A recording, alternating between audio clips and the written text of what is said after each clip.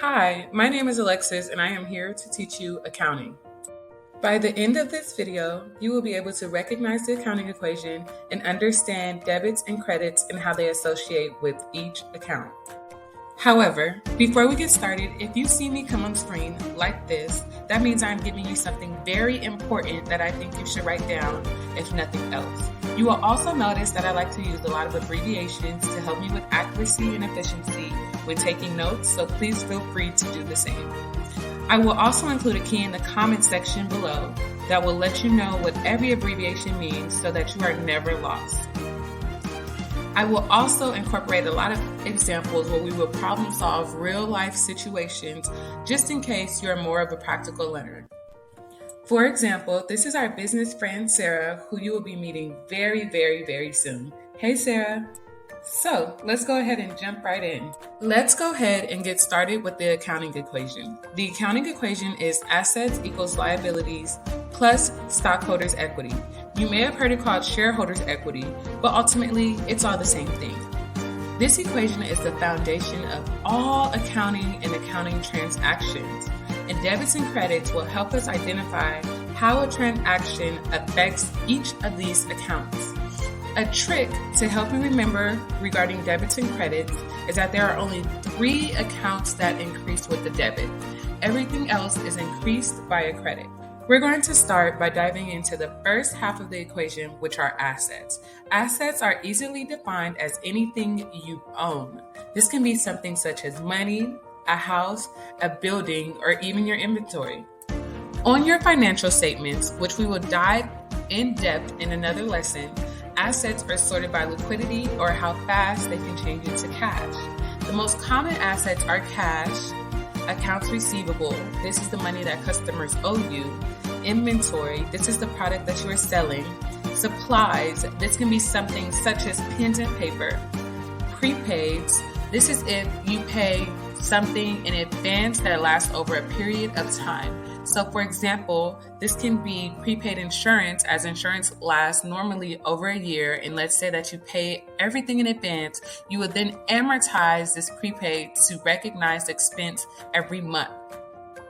And lastly, PP&E, or property, plant, and equipment, which are property, land, buildings, and equipment such as machines that you own. These are all defined as your company's assets. Another very important thing to know about assets are that they have debit balances. This means that they increase with the debit and decrease with the credit. As long as you remember that, because they are anything that you own, then you know the basic that there is to know about assets. I will do a lesson specifically on assets, going in depth into the different types or different things that you can see regarding this. And with that, I think you're ready for our first example. Let's go ahead and bring back our business friend owner, Sarah, who owns a clothing store. Let's think of something like Forever 21 that is located nationwide across different shopping centers. Let's try to identify all of the assets that Sarah owns within this business. You may go ahead and pause this video to try and come up with your own list. I will put my list on the next slide and you can compare them and see things that you understand as well as things that you may have missed. If your list looks like mine, then good job. But understand that this is not an exhaustive list. This is just the basics. Once again, I will be doing another lesson where we will dive deeper into assets and understand specifically every single one. Now that you understand the basic of assets, that they increase with the debit, and that they are things you own, let's move into liabilities, which are things that you owe. These are normally called payables, being that you have to pay them back, i.e. a liability. The most common liabilities are accounts payable. Let's say that you owe a vendor some money. You have to pay them for the inventory that they sent you. Notes payable, normally these have a time frames, like maybe you have to pay it back within 5 months, maybe within 6 or 7, 8 months. And let's think if that notes payable come with interest, then now you have an interest payable, which you will amortize over the time of the note. We will dive deeper into amortization and amortization schedules within a later lesson. Maybe you have salaries and wages payable, where you have employees that you need to pay. Normally, this is common around the end of the year where we will fill up this account, but we will see other instances where we will have to also use this account. Or generally a loan. A loan is also a liability because you have to pay this money back. Another very important thing to note about liabilities is that they all have credit accounts. This means that they increase with the credit and decrease with the debit. So as long as you remember these two things about liabilities, that they are things you owe and that they have credit balances, then you know the basics of liability. Let's go ahead and bring back Sarah, the owner of the clothing store, and let's identify all of her liabilities. Once again, please feel free to pause this video and come up with your own list and compare it against mine, which you will see on the next slide. A couple of her liabilities can be accounts payable, let's say that she owes the vendor, a loan, maybe that she took out to buy the store, as well that comes with interest, which is an interest payable that you have to pay on the loan. Once again, this is not an exhaustive list, and I will have a lesson specifically on liabilities going further in depth into all of the liabilities that Sarah may have.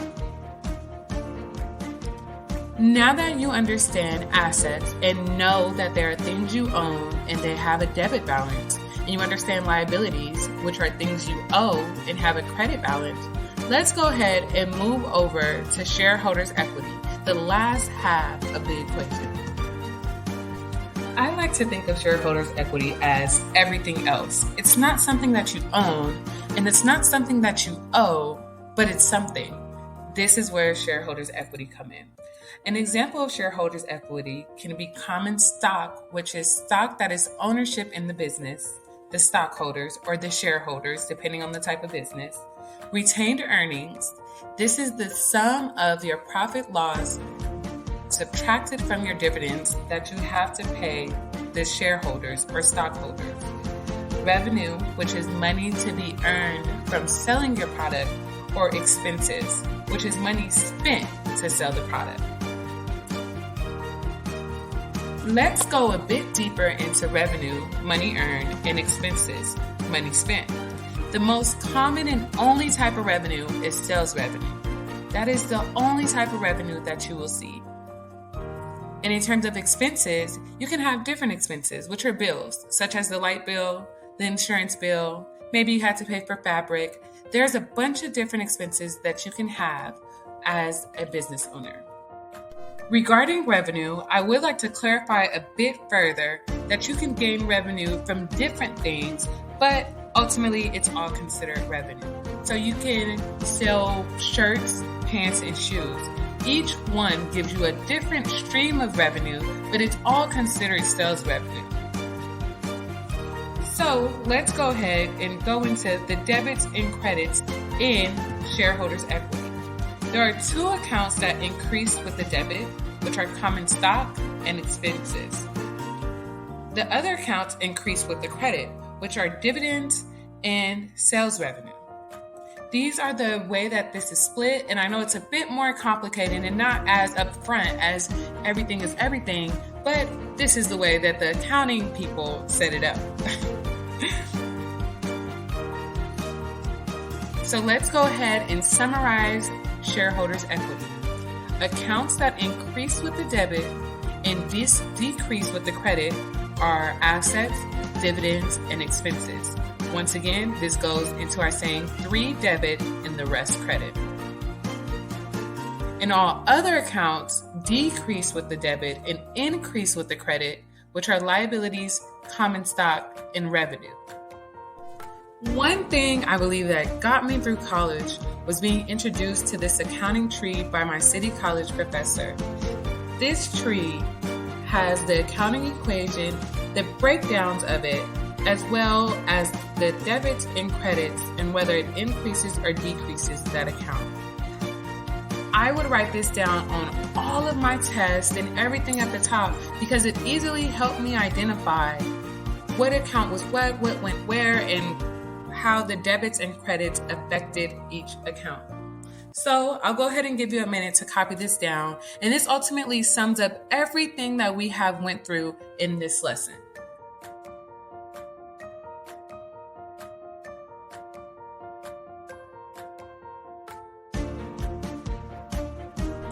And with that, I think you're ready for another example. Let's go ahead and identify the account and if it increases with the debit or credit. Please feel free to pause this video to see if your answers matches mine on the next slide. If you guessed this below, then you are correct. Once again, this is just the basic of accounting, the accounting equation in debits and credits, and in the next lessons, we will dive deeper and deeper and deeper down the accounting rabbit hole.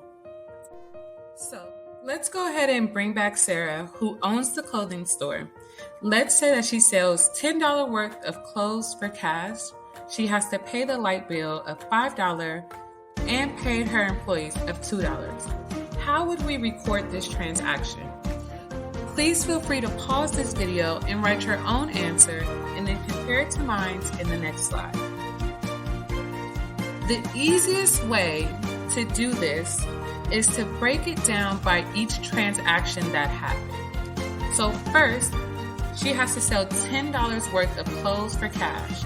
That means that we received cash, so our cash account would go up, which we know is an asset that increases with the debit. So we would debit cash for $10.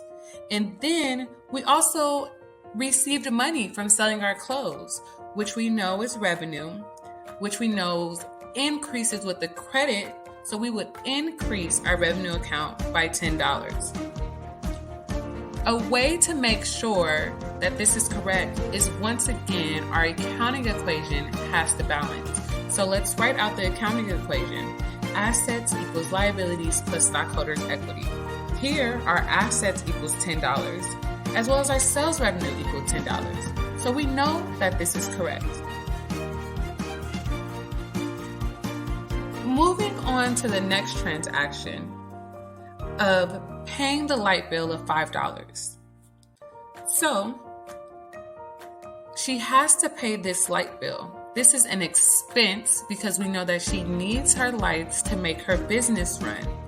So we will debit an expense because we know that expenses increases with debits, and we will debit this light expense for $5, and we will credit our cash account for $5 because we had to spend the cash to pay the light bill, and we know that cash is decreased with the credit. So we debit light expense $5 and we credit cash $5. And once again, let's bring this back to our accounting equation of assets equals liabilities plus stockholders' equity. In this instance, assets equals $5 as well as our stockholders' equity equal $5. So we know we are correct. Moving on to the last transaction of paying her employee $2. Let's think of the accounts that goes with this. She has to pay her employees to make the business run.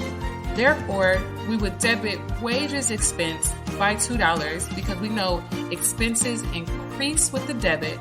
So we have to debit this account $2 and we have to credit cash that we used by $2, as we know that cash is an asset account which decrease with a credit. So we debit wages expense $2 and credit cash $2. Now let's bring this back to our accounting equation. Cash or asset equals $2 and our stockholders' equity of wages expense equals $2. So we know that this is correct. Well, everyone, that is it for our first lesson. Once again, my name is Alexis and I am here to teach you accounting. Please feel free to like, subscribe, or leave any comments below to let me know how I can make this video better and things you may have not understood or that I could have explained better, and I will make sure to incorporate your comments. Okay, well, I guess I'll see you at our next lesson covering T accounts and journal entries. I'll see you then. Bye.